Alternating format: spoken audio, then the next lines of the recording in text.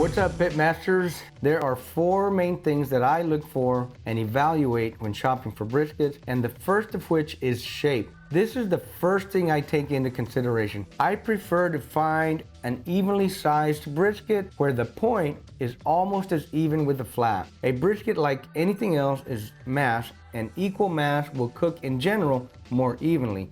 More even cooking means that the flat and the point will finish out and render it approximately the same time, which is good for any smoking purposes. While looking at shape, I'm also looking for as thick of a flat as I possibly can find, and this is because it makes for a taller and more meatier presentation to the competition judges presentation-wise. This is the first part of shape. The second part in this line of thinking is that when the judge cuts, they usually cut downward. They will have a bigger piece of meat in their mouth, and if that tastes great, then they will get a mouthful of flavor that will hopefully influence a better score. The second thing I look for when purchasing brisket is intramuscular marbling. To do this, I look on both sides of the flat and the end of the flat for those pretty white specks of fat. Also, in many cases, the brisket has already been semi-trimmed on top, and you can see the striations of fat running down the brisket grains. These are huge indicators of great intramuscular marbling, and in general, that is what I'm looking for as much as possible. The more of this there is, the better odds are that this is a quality, good brisket. Now that brings me to looking for fat when purchasing a brisket. When searching, I also try to find briskets that don't have excessive fat on top of the flat, because that can hide the lack of marbling. They might look good on the outside, but once the package is open, they can reveal a lackluster marbling and quality. Therefore, I try to find briskets where there is not a huge piece of fat between the point and the flat. Remember, the brisket is two muscles that are attached by a layer of fat in between, so I also look for a brisket without a ton of fat that is in between the two muscles, because that will need to be trimmed out for more even cooking. In addition to this, removing the fat makes it a little more difficult to turn in good quality pieces of meat to the judges when some of your best slices have had the fat cut out from under them. The next point I keep in mind while searching for briskets is suppleness. The fat in briskets contribute to suppleness, and that means the flexibility and the bendability of the brisket. Generally, if it is easier to bend and flex, then it probably doesn't have a big layer of fat in between the point and the flat. The takeaway from this is that if it is flexible and bendable when raw, it is also going to yield a softer, more tender brisket once it is cooked. Some cooks like to test this point by using the clapper test, when you grab one end of the point and the flat and bend them up together. A lot of cooks believe that if it is a clapper in this fashion, then it is going to be a great brisket. I don't swear by this, but I'm going to go ahead and show you an example of how to check for clapper. Observe.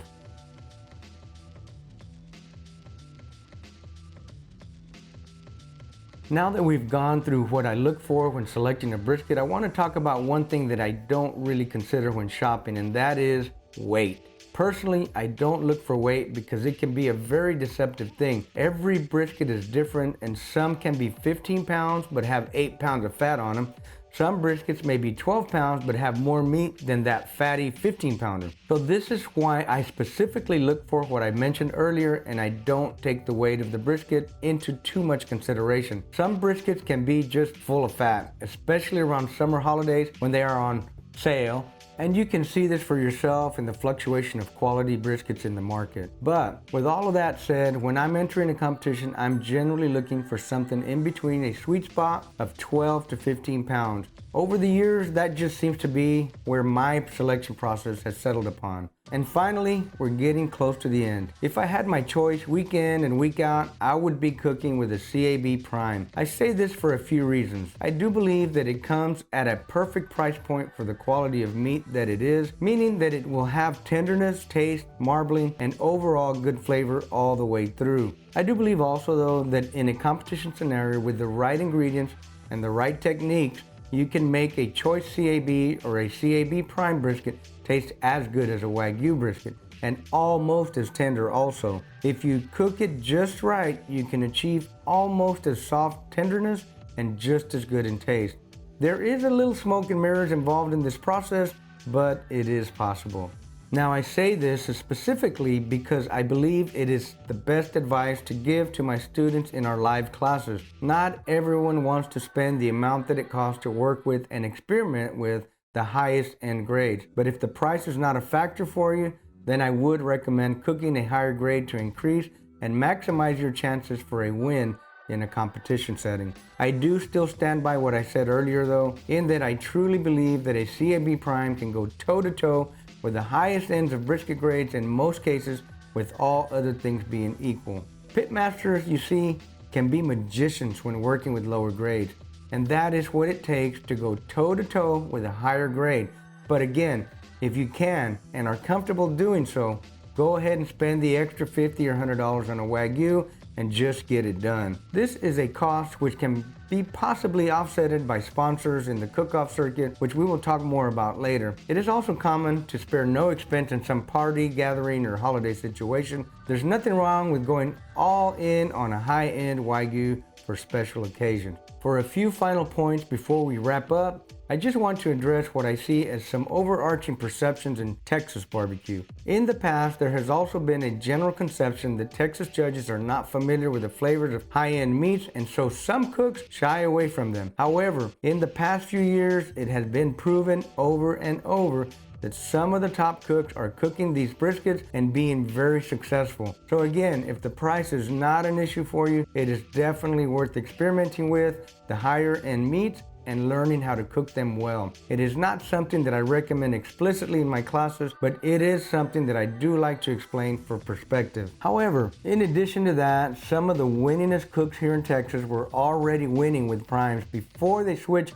to the higher end grades. This is because there is no denying that the higher end the grade, the better chance there is to achieve good texture, tenderness, flavor, and juiciness, and an overall great mouthfeel for the judges to experience. One thing that I want to leave you all with to be aware of is this: there is a human element also to grading and packing briskets, and thus there's also the slightest possibility of error to consider. This is not to say that there is an overwhelming amount of misgraded meat out there, but that occasionally there might be some variance. There are many different brands out there, and just because it says prime or choice doesn't mean that it is perfectly so. And that's why I recommend looking very closely using the criteria previously mentioned. More so, during different times of the year, there may be even more variance in the appearance of marbling depending on the season. In the winter, cows move around a bit less and they put on more fat, so generally in the early spring when they get to moving around again, they will be at a different quality. Some farms might produce animals a little better,